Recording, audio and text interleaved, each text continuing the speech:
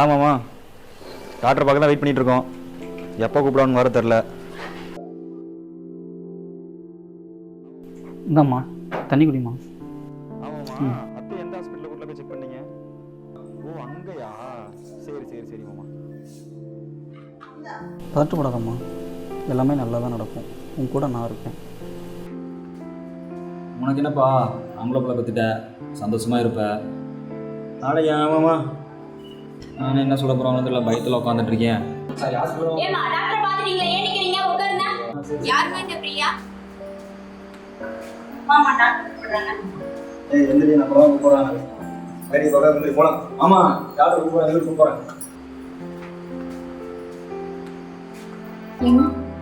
நம்மளே இந்த மாதிரி மந்த்லி செக்அப் போகணும், நம்மளோட குழந்தைய ஸ்கேனில் பார்க்கணும்னு ஆசையாக இருக்கு.